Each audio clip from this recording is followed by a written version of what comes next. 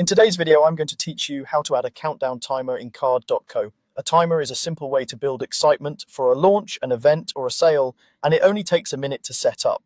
Start by opening your site in the card editor so you're working on the exact page where the timer should appear.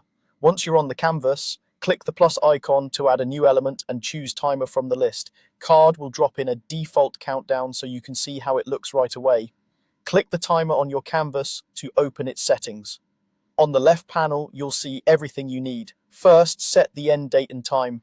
Choose the exact date and the hour you want your countdown to reach. If your audience spans multiple regions, double check that the time reflects the right time zone and make sure you're using the correct AM or PM setting or a 24-hour format to avoid surprises. Next, pick the type. If you choose countdown, the timer will show the time remaining until your chosen date. This is perfect for product drops, webinars, or special offers. If you select count up, it will show how much time has passed since a specific date, which is great for milestones like tracking days since a launch or an achievement. Now let's make it look like it belongs on your site.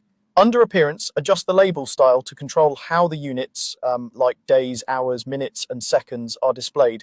Then tweak the number style, which affects the numerals themselves. Use spacing to give each unit room to breathe so it's easy to read at a glance. Small adjustments here can make a big difference in clarity. Move on to color, size, alignment, and font to match your design. Pick colors that contrast clearly with your background so the numbers remain legible. Size the timer so it's attention-grabbing without overwhelming other content. Alignment should fit your layout, centered for a hero section or left or right to sit comfortably beside text or images. Choose a font that matches the rest of your site's typography for a cohesive look.